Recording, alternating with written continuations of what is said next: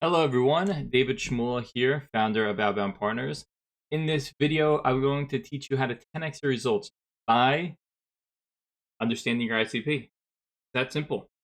Why is this so important? Because if we don't understand who our ICP is, and we don't know what motivates them, what they really care about, what they fear, what they're truly after, and all those things, then how are we supposed to target them?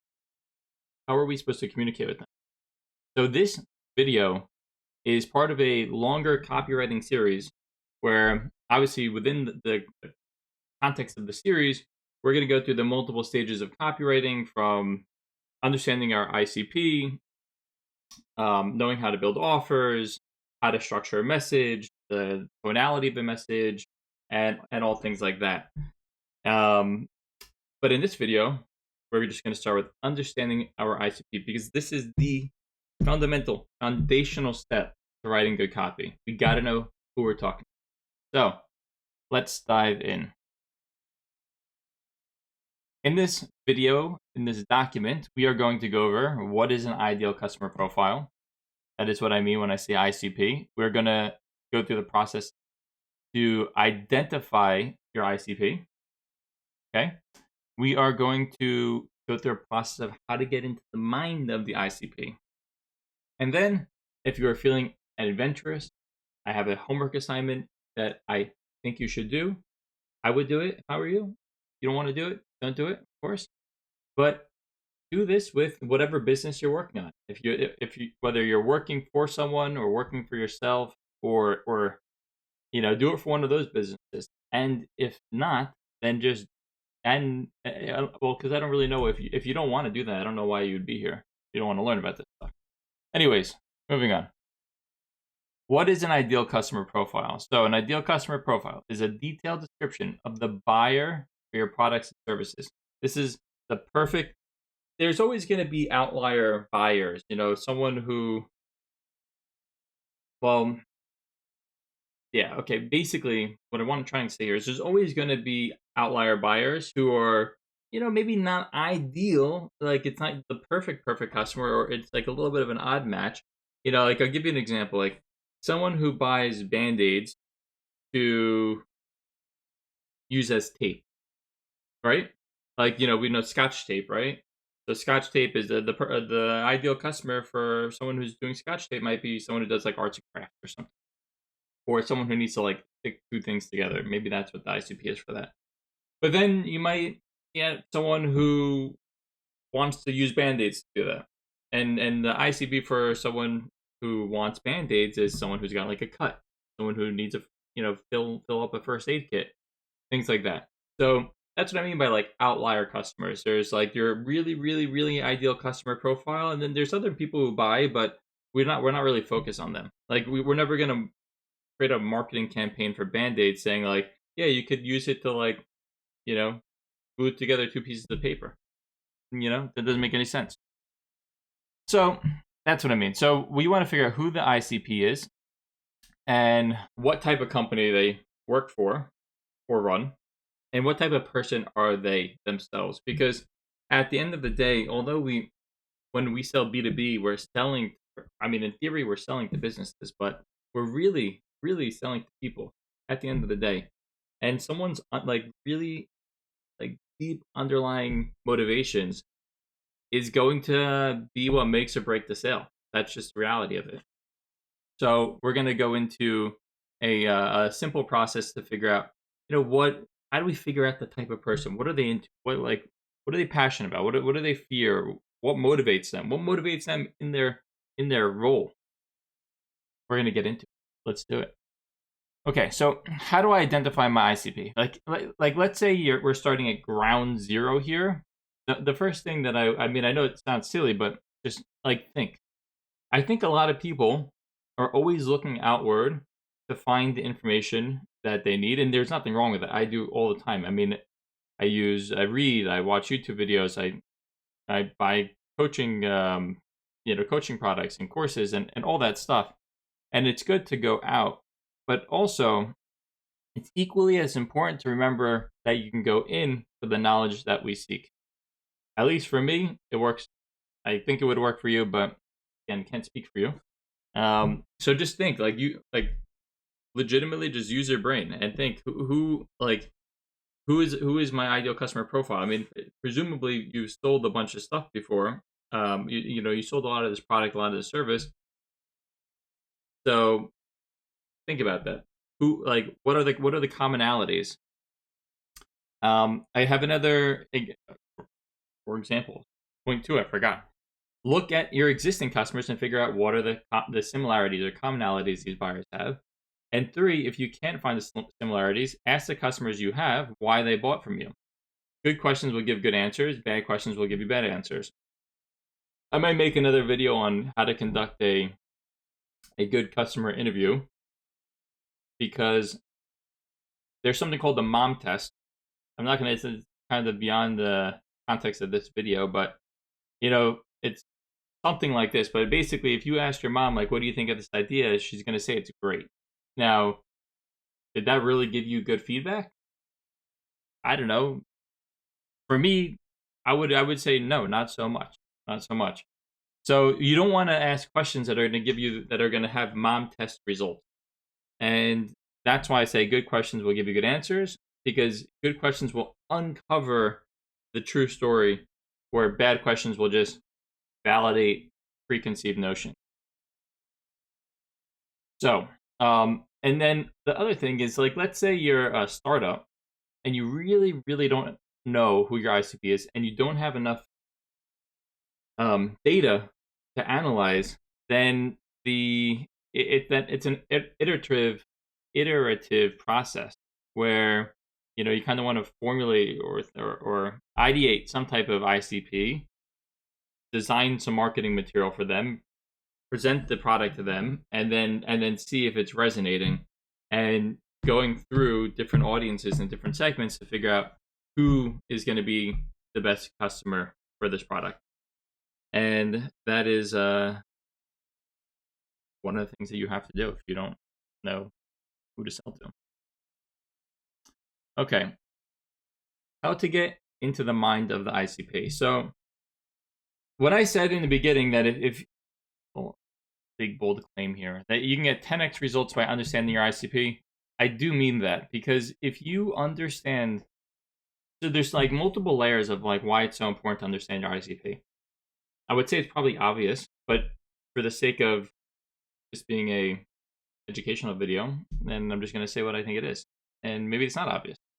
One, if you're not reaching out to your ICP, then you're just reaching out to the wrong people. And this doesn't matter if you're, you know, running ads or making content, obviously doing cold email or cold calling, cold DMs, LinkedIn, like whatever it is. If you don't know who your ICP is or don't understand your ICP, which I think kind of go hand in hand, then you are at risk of reaching out to the wrong people. And when you're reaching out to the wrong people, you're basically just guaranteed to get bad results. So if you want bad results, then definitely do that. You don't want bad results. So anyway, so that's one aspect. So you're going to get 10x results because you're going to be reaching out to the right people. Great. Well, if you really understand them, then you're going to be saying the right things to them. And, you know, think about how you would speak to a child versus an adult. You're not going to have some highly technical conversation with a child because they don't understand that. You know, when I say child, let's just say like a 3 or 4 year old. You know, they're not going to understand that. So it's like understanding your audience is the way to design effective communication. So by going through a process like this, and what I'm going to show here and as well as later videos, is how to really understand the person we want to communicate with so that we can have effective communication. And that is why it is so important. Now, imagine, for example, that you want a child to, I don't know, say, you know, do something, and you explain it in a very confusing way. They're not gonna do it because they don't understand. And that's what I mean by really understanding, and like why by understanding you're going to get much better results. So here is an exercise, and maybe we will do it together. Okay, so describe your ICP. I'm just gonna read through these, and then we'll see where we are on time, and then maybe I'll do just there's some basic stuff. Yeah. So okay, exercise. Describe your ICP very in depth. All right. It's a little vague, but the way I like to do this, I use a tool called Super Whisper. I also just got a new tool which I'm demoing. Very pumped about, called Highlight. I don't want to. Well, I actually I feel good enough to endorse it right here and now. Highlight, great tool, great tool. And so Super Whisper. Anyway, so I use those tools. They're like AI transcribers.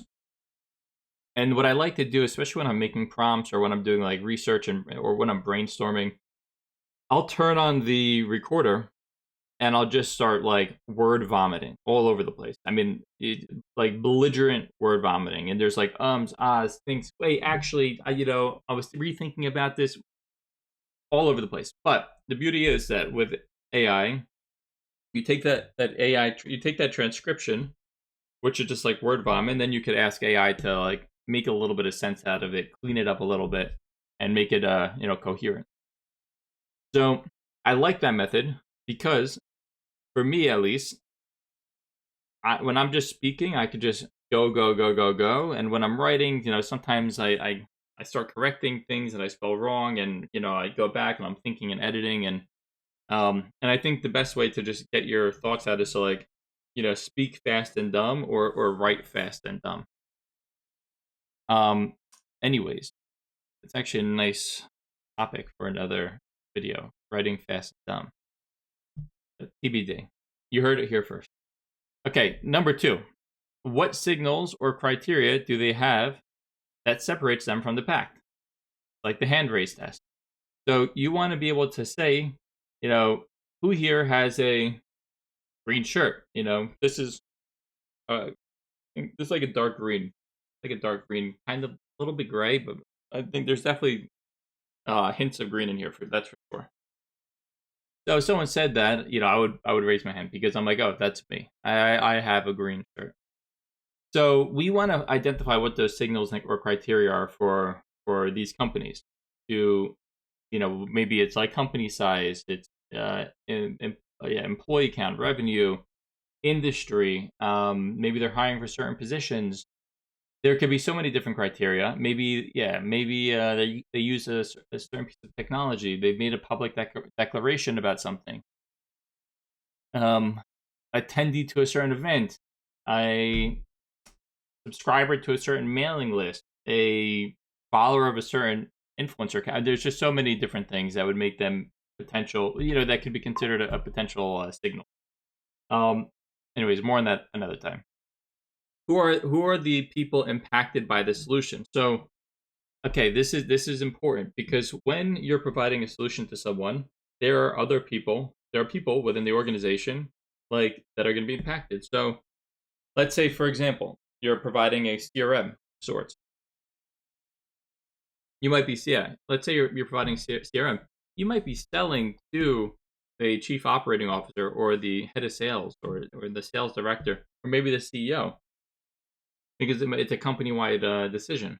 But the people who are affected are going to be sales reps, maybe marketing people, account executives. So there's a lot of different people who would be affected. So it's important to know who's affected by the solution. What challenges exist for these individuals, and what opportunities come with a solution like this? Again, we want to get as deep into the thinking of this prospect.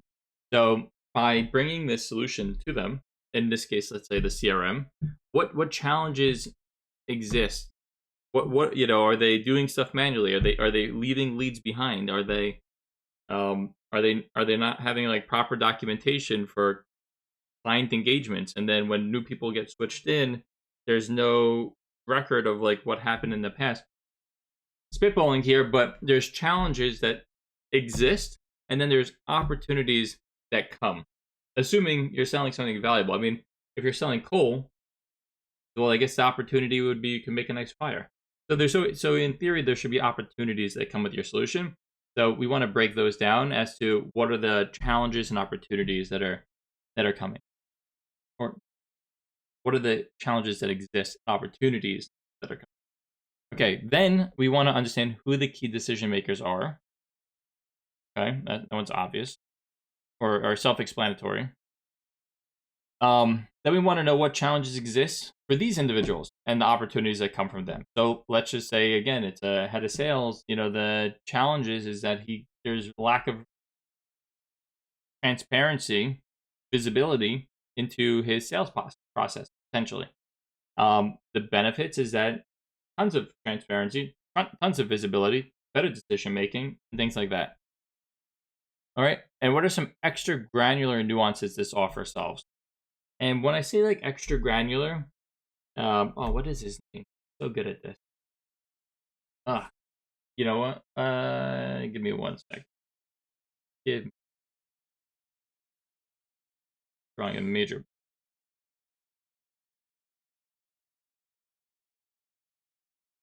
Josh Braun. He's got, he talks about these very, very, very granular. Maybe I forgot his name. Don't tell him. But he speaks, and you should check out some of his content. It's phenomenal. But he talks about getting like really, really, really granular nuances about problems that people have. So like a simple one, for example, is like if like someone reached out to me and said like, hey, you want to buy this mouse? You want to buy a mouse? I'd be like, no, I don't need a mouse.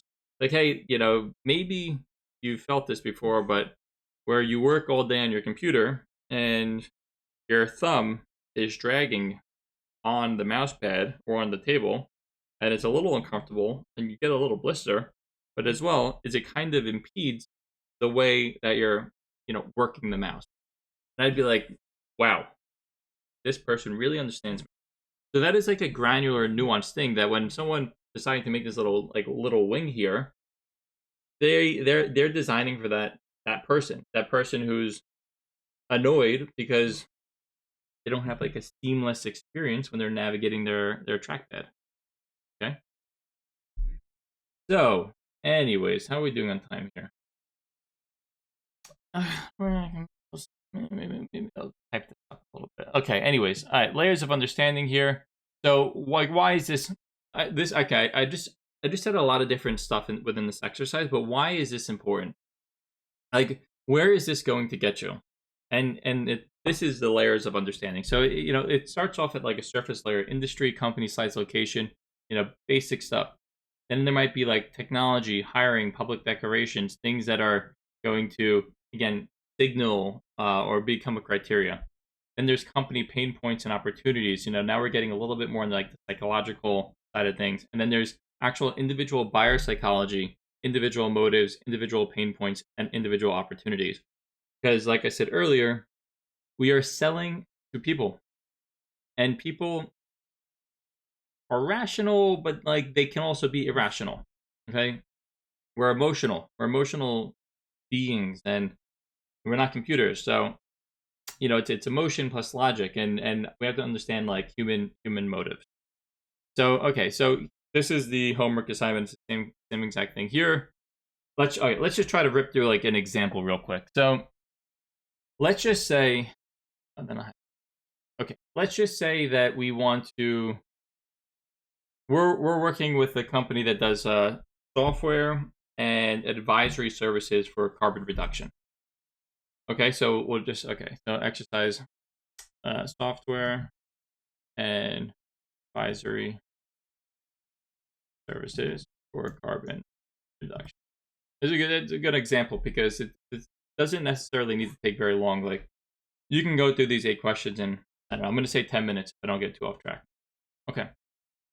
Describe the ICP in depth. So we're going to say it's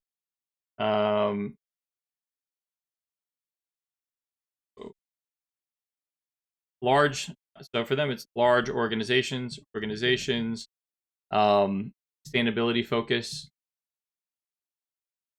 maybe have made public declarations, have had this is kind of going to be part of this is going to be more of a signal. We'll come back to that. So large organizations, sustainability focused. Yeah,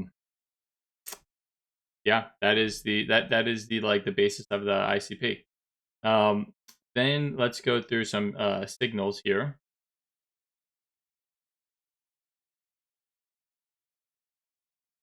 Signals would be, we'll do employee count. Going to be revenue size. Yeah. This really should be here. I'm sorry, everyone.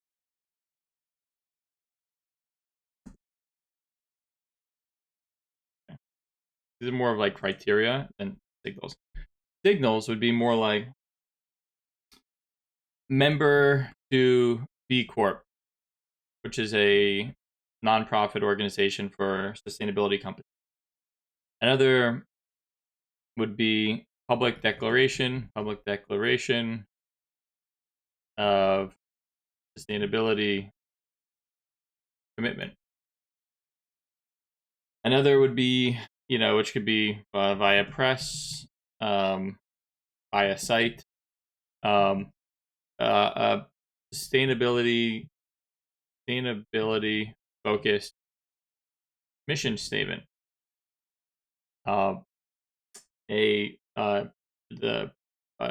Publishing of a formal ESG report, which stands for Environmental Social Governance Report. Anyways, things like that would be considered signal.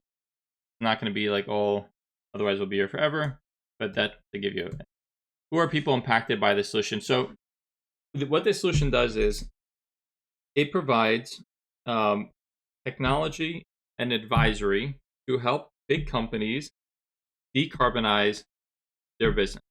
What does that mean? It means that when a big company is trying to get to net zero, they need to actually do stuff to get to net zero, which might be, product development related, it might be product distribution related, it might be marketing and advertising spend related.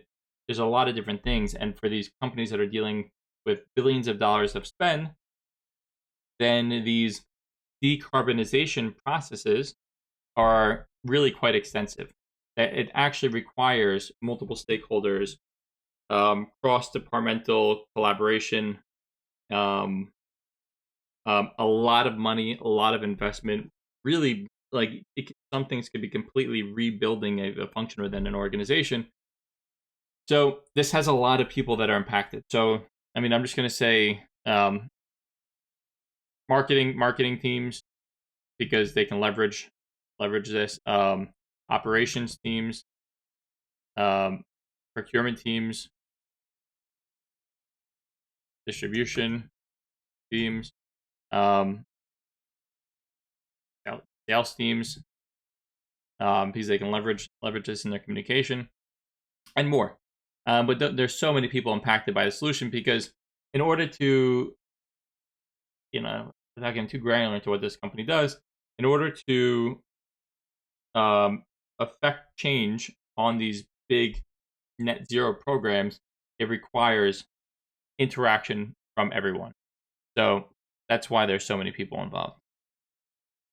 What challenges exist for these individuals, and what opportunities come with a solution like this? So we'll just do a couple here. So like, let's say let's say like a company like this that is their ICP is already sustainability focused.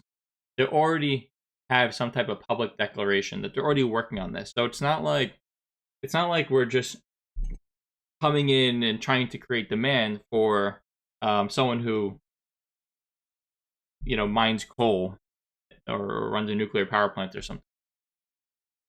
It's really for people who are already doing stuff like this. So like the challenges that they would have is that they, let's see, poor tracking of goals and initiatives. Struggling to assign tasks to other departments, because this would most likely be managed by the sustainability department. The difficulty aggregating relevant data, difficulty kernelizing relevant data, and adding visuals to it. A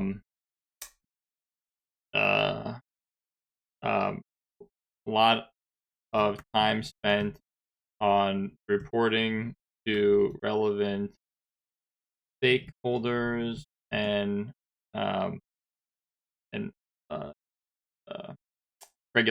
regulators.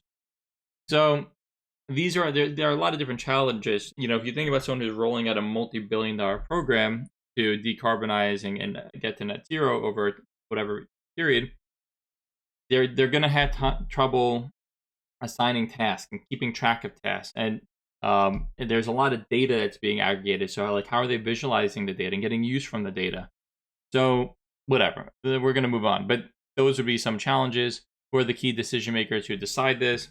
We're going to say this depending on the company, but it could be a CEO, it could be a COO, it could be a director of sustainability, and it could even be a CFO in some cases, because a product like this is going to actually, it's going to save. So, like I said, these companies are already investing in these things. So a product like this is going to save a ton of time, which is going to result in saving a ton of money. It's also going to make the whole process more effective, which reduces the risk and things like that. So, maybe a CFO would care about those things also. What challenges exist and what opportunities come behind them? So the challenges might be risk of failure, risk of late delivery, because they're making commitments to achieve these goals within a certain time period, which can result in maybe penalties, or public scrutiny, potentially even worse, public scrutiny. There's liability.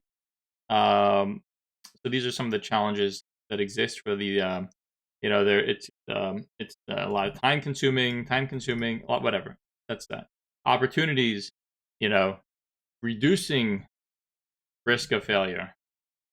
Almost completely mitigating it, because now there's advisory services to ensure that there's no failure. Reducing late delivery. Making things more efficient with technology, as well as the advisory services who have done this for hundreds of other businesses, so they know how to do this quickly, and we'll make sure that everyone is on track to doing it the right way the first time. So that's the challenges and opportunities, and some of the extra granular nuances for this offer. What I would say is extra nuances.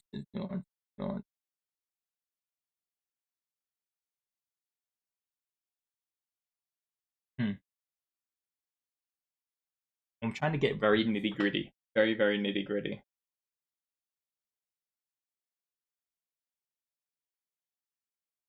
Okay. I'm only gonna do this for one person. I think one granular problem for our sustainability director. So we're gonna do it for, because there's so many different stakeholders. Sustainability director. So one granular problem is that they are managing the deployment of $1 billion worth of company funds to execute this program. They have so many different stakeholders. There is so much data being collected, because every single thing, every single thing has a carbon counting number, and they need to report to stakeholders, and they are trying to use, like, I don't know, Microsoft Excel and other tools to create like some type of like to aggregate all the data into one place and then make something visual so they can actually show what's being done and share it with, show progress and share it with the team.